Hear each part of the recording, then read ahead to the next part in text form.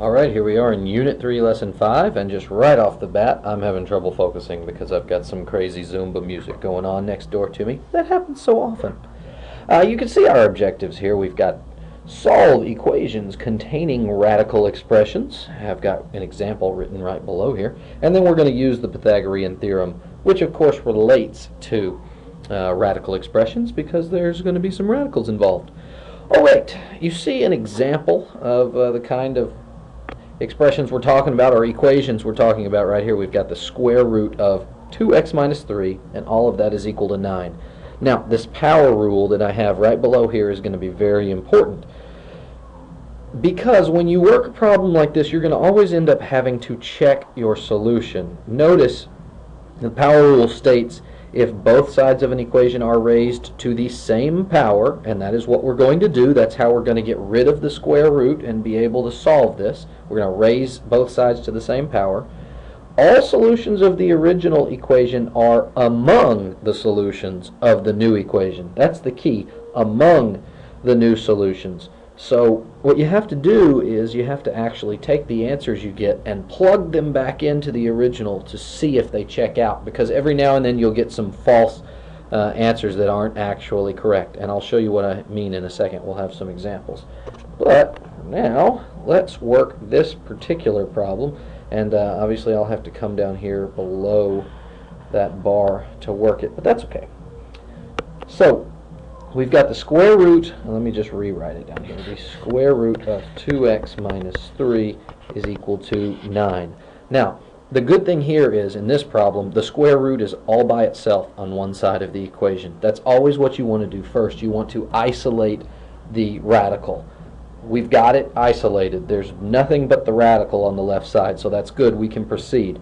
Now, what's the opposite of taking the square root? Well, the opposite is squaring it. So if we take both sides of this equation and raise them to the second power,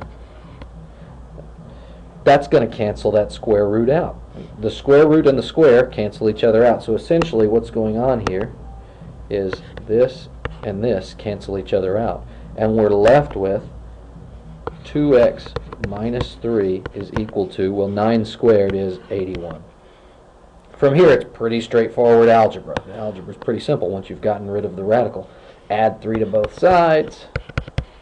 So we have 2x equals 84, and divide by 2. So we have our answer of x equals 42. Now, like I said, you need to plug it back in to check and make sure it does check out. This one will. It's pretty quick to check, but let's go ahead and do it. So what I mean by that is go back to the original, and we're going to replace x with 42. Minus 3, that was all in parentheses. And we want to make sure this does in fact equal 9. Well, let's see, we've got the square root of 84 minus 3, which is the square root of 81, which is 9. So, yes, we're good. That checks out. That is our solution, x equals 42. Now, that was a pretty straightforward example, but let me give you one that's got a little bit more involved in it. And you know I'm going to change colors just for fun, because that's how I roll. Square root of negative 10x minus 1 plus 3x outside of the radical is equal to 0. Okay, now like I said a second ago, the first thing we want to do in these kind of problems is isolate the radical. A little far. So right now it's not isolated. That means I need to take any term that's not under the radical and move it to the other side. So that's what I'm going to do. I'm going to subtract 3x to move it over to the right side of the equation. That leaves me with the square root of negative 10x minus 1 is equal to negative 3x. Now that I have isolated the radical, I can go ahead and get rid of it. By get rid of it, I mean square both sides. Squaring both sides will cancel that out. Now be careful. On the right side, let's put this in parentheses. Remember, we have to square everything. Whatever's on the right side, we have to square the whole side. So be careful there. Don't make the mistake of forgetting that you're squaring that negative 3 also. Now on the left, I've canceled out my square root sign. So I've got negative 10x minus 1 equals Negative 3x times negative 3x is positive 9x squared. And now you have an interesting problem. We've gotten rid of the square roots, but we have a quadratic equation now. Yeah, you didn't think you were going to get away from them that easy, did you? Oh, no. So, hopefully you remember from quadratics that whenever you have a quadratic equation, you must get all terms on one side of the equation. So, to keep that leading term positive, I'm going to move the negative 10x and the negative 1. So, we'll bring those both over here to the right. So, that's going to give me 0 equals 9x squared plus 10x plus 1. Now keep in mind, I could have chosen to subtract the 9x squared. I could have taken the 9x squared and moved it over to the left, but I just wanted to keep that first term positive. So that's why I chose to move everything over to the right. Okay, moving right along. Hopefully you recognize that this looks like something that can be factored. I know it's been a while since you factored, but this indeed can be factored. Now, if you don't see it right away, play with it a little bit till you find it, one that does. Honestly, I don't think you're going to have, I think I looked at the ones that I've assigned you, and I don't think I assigned you any that require this kind of factoring. So most of yours will be simpler than this. But we're going to break this down. It's going to break down fairly easily. Let's start backwards. We know we've got ones here. We know everything's positive, so we know we've got to have pluses. Now we just got to figure out what's going to give me 10x and 9x squared. Hopefully you see that it's going to be a 9x and a 1x. 9x times 1 and x times 1. Add those together. When you do FOIL on that, outer and inner, you will end up with 10x. If you don't believe me, go ahead and pause right now and do FOIL on those two things, and you'll see that when you FOIL it, you do in fact get that right there. So now we've got a quadratic factored and it's set equal to 0, so you remember we've got to take each factor and set it equal to 0 individually. So I'm going to take this 9, well, if I could not erase while I write, 9x plus 1, and I'm going to set that equal to 0, and then I'm also going to take my x plus 1 and set it equal to 0. So some real quick solving. Giving me subtract 1, I've got 9x equals negative 1. Divide by 9 and you get x equals negative 1/9. And then over here, all I have to do is subtract 1 to get x equals negative 1. So here are my two answers. Now remember, you have to plug them back in to check and see, are they both actually correct? Now this one was kind of a long problem. The original's way back up there. Let me just save you some time and tell you, yes, it's true. Let me rewrite it right here for you. Negative 10x minus 1 plus 3x equals 0. That was the original problem. I'm just going to save you the trouble of going back and plugging both of those in, because that would take a little bit of time on your part, but it is true that both negative 1/9 and negative 1 work out for this whole left side to equal 0. So we do have two solutions, that and that both work. Okay, now I told you sometimes it wouldn't work, and I haven't shown you one yet where that's the case, so let me show you how that could happen. This is just one way it could happen.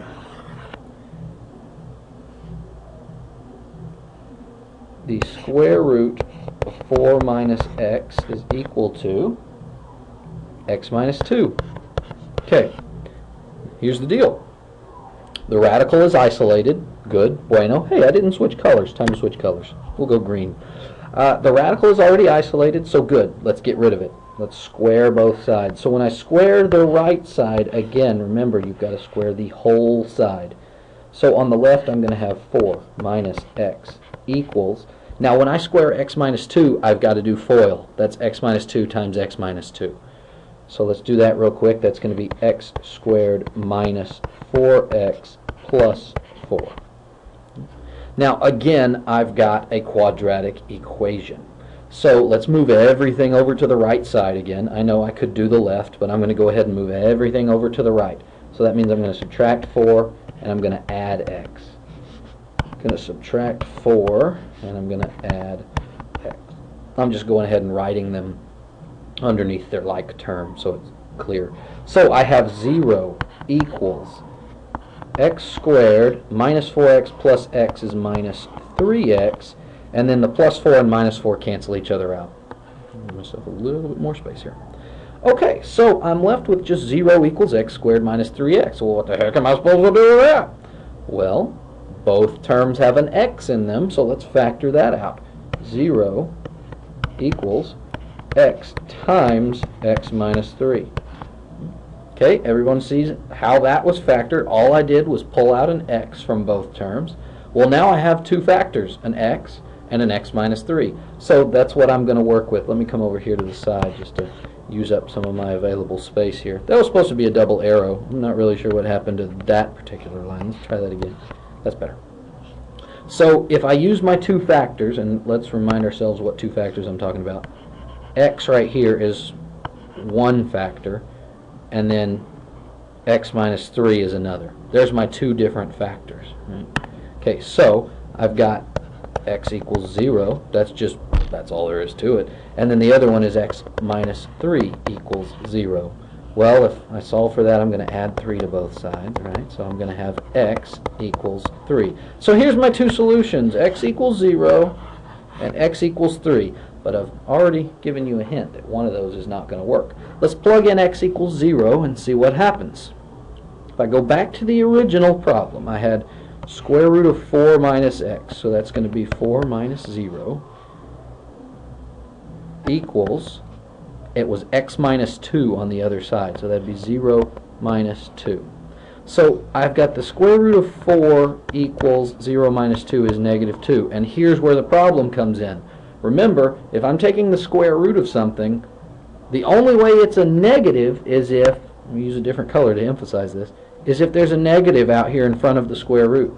Yes, it is true that negative 2 times negative 2 is 4. That's true. But when we're taking a square root, we always mean the positive square root unless there's a negative sign out front. So, that negative sign was not there, which tells you this is not true. This is a false statement. That should be a positive 2 on the right, and it's not. So that wipes out one of our solutions. X equals 0 is not valid. That does not give me an accurate answer. X equals 3 does, however. If you plug x equals 3 in, you get 1 equals 1. So that does work. X equals 3 is my only solution. Now, it is possible that you'll solve one of these and you'll actually have no solution. It's possible you could get just one solution as your answer, and if it doesn't check out, then you have no solution. That can happen. Okay, 2 more examples, and we'll be moving on. 2 more examples? That sounds like a lot, doesn't it? Yeah, I bet I can do it quick. Just because I want you to have seen one of these, let me give you an example of a cube root. I don't want you to get on the assignment and say, oh, I never saw that. What is he talking about? Let me make one that's kind of smallish. Let's just do this. 2. We'll do 2. We'll do a small one. Okay, now, everything we've done up to this point has been a square root. Well, a cube root you can treat the same way, except what's the opposite of taking the cube root of something? Well, the opposite would be cubing it. So what I'm going to do is I'm going to take this and cube it, take it to the 3rd power. And so I'm going to do the same thing on the other side. So now this cube root and that cube cancel out, and I have 5x equals 2 cubed is 8. Divide both sides by 5, and oh my gosh, it's a fraction answer. That's okay, we can have fraction answers. We'll live. X equals 8/5. You can plug it in easily and check that, yes, that's the right answer. That's going to check out. So I just wanted you to have seen one real quick with a cube root. They don't have to be square roots. It works the same way, same idea. All right, now here's the one that's going to get you. There's only one problem on there like this, but this is the one that's the longest kind. I did give you one like this because you need to be able to do it for the final, so you needed to have seen it.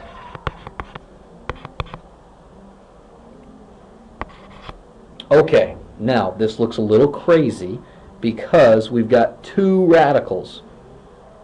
I'm not sure why there's a dot between this 2 and this x. There's not supposed to be. Let me see if I can get rid of that. Okay, that was just my cursor.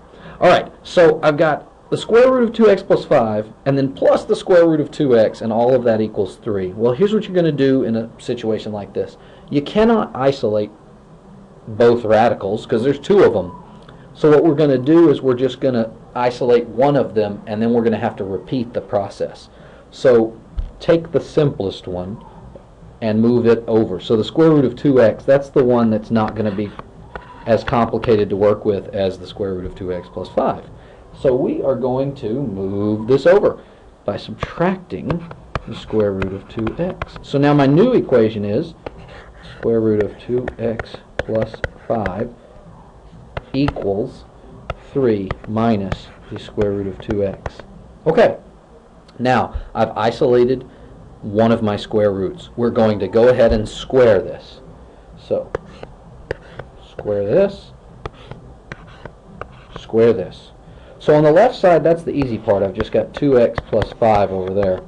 On the right side, now you got to think about this a little bit. Squaring this, remember we're going to have to FOIL it. So let me go ahead and write out a second factor. 3 minus the square root of 2x. And I'll just lose the square here. This will be easier for you to see it. Okay, so that's what that means when we say we're squaring it. We're multiplying it by itself. Okay, well 3 times 3 is 9. That's simple enough.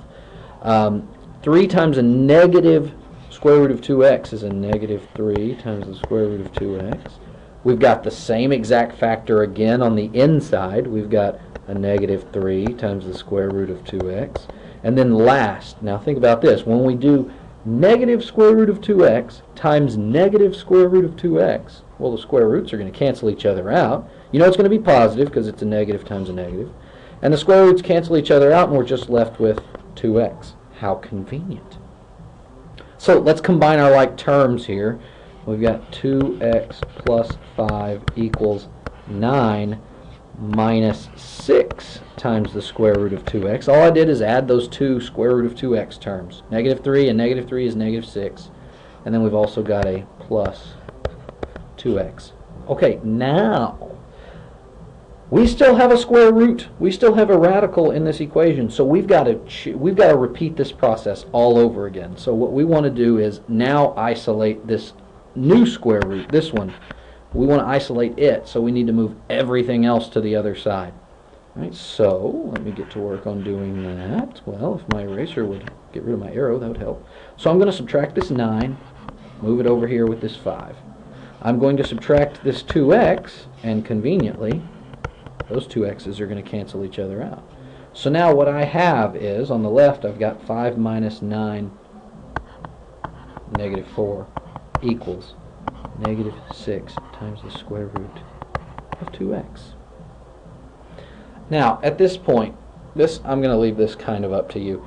You can go ahead and divide by negative 6 now, or you can do it later. It doesn't really matter. You're going to do it one way or the other. It's probably simplest if you go ahead and do it now. So I will divide both sides by negative 6. If you don't, that means you're going to end up squaring the negative 6 also, which is it's fine. You can do it that way if you so desire. So I divide by negative 6. When I do that, let's go ahead and reduce this fraction on the left. I've got negative 4 over negative 6, well, that's a positive 2/3 equals the square root of 2x. I canceled out that negative 6. Now, at long last, I'm about to finally get rid of all of the radicals. I square one more time. Remember, we got to square this whole thing. I square one more time. When I square 2/3, I get 4/9 equals 2x. And again, I'm just using so much space for this problem. It's a long problem. So we've got 2 times x. Let's get rid of that. We're going to divide by 2, but I tell you what, since we have a fraction on the other side, let's remember that dividing by 2 is the exact same thing as multiplying by 1/2. So just to make our lives a little easier, let's multiply by 1/2. This 2, that 1/2 cancel each other out. And we have x equals Well, we can reduce here. 2 goes into itself once, goes into 4 twice. So we have 2/9. X is equal to 2/9. Can it be? Well, we can go all the way back to the beginning and check it out. I know you're excited about this. That's going to require more work than I think you probably want to watch me do on here, because there's going to be a bunch of fraction action going on.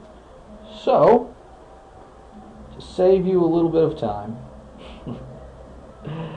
yeah, you don't want to watch me do all that. That's a lot of fraction to check out. And if you were checking this, I would trust that you would check it in your calculator. Please do. Save yourself some effort. But I'll at least write it out so you see what it looks like. So we've got the square root of 2x, x being 2/9, plus 5. Was it plus or minus? I think it was minus. No, plus the square root of 2x, plus the square root of 2 times 2/9 equals 3. And you could do that math, and it's not a lot of fun, but it does work out that you get 3 on the left side and on the right side. So it does check out. X equals 2/9 is your answer. Okay, enough of that. Finally, let's look at Pythagorean theorem. Let's just look at some really basic examples real quick. I'll give you 1 or 2, and that'll be enough. Right triangle. Right? Pythagorean theorem only applies to a right triangle. Remember that we generally call the shortest leg A, the longer leg B, and the hypotenuse, or the side across from the right angle, that's C. The hypotenuse is the longest side. And recall that Pythagorean theorem is a squared plus b squared equals c squared. This will always be true for any right triangle. That relationship is always true. So, let's just say we had a triangle, a right triangle more specifically, that first of all, let's say that it connected like it doesn't appear to here. And let's just say this is 6. We don't know what b is, and this is, let's make something that looks kind of fairly realistic. 15, sure, why not? 15. So what we know is 6 squared plus b squared equals 15 squared, or 36 plus b squared equals 225. Subtract 36 from both sides to get b squared by itself, and we have b squared equals 189, right? 189, I hope that's right. Yeah, sure, that's right. Okay, so b squared equals 189. So we don't want to know what b squared is, though. We want to know what b is. So just like we've been squaring to cancel out square roots, well, we can do the opposite. We can take the square root to cancel out a square. So the square root of b squared is just b. And now the square root of 189 can be reduced. You may not see it right away, but it can be. It is divisible by 9, and 9 is a perfect square. 9 goes into 189 21 times. And of course the square root of 9 is 3. So what we have here is 3 times the square root of 21. And that's our answer! Who's excited? Well, I am, obviously. 3, square root of 21. Now be careful on my math lab. If they ask you to simplify, that's what they mean. Don't give them the square root of 189 if it can reduce. You better give them the reduced version, or they'll slap you in the face and tell you it's wrong. Minus the slapping you in the face part. They'll just tell you it's wrong. Okay, and then of course, you could be given one fairly straightforward, like 6, 8. What is C? Well, in this case, you're just adding them, right? Because a squared plus b squared, 6 squared plus 8 squared equals c squared. Well, that's 36 plus 64 equals c squared, and that adds up to 100. How convenient of me to choose nice little numbers for you this time. Sorry, I had a hair on my screen. And of course, you know the square root of 100. I hope you do. Is 10. Well, apparently it's a little stick and a 0. Nope. 10. So C would be 10 in this case. All right. I have talked long enough. Go forth and prosper on the assignment.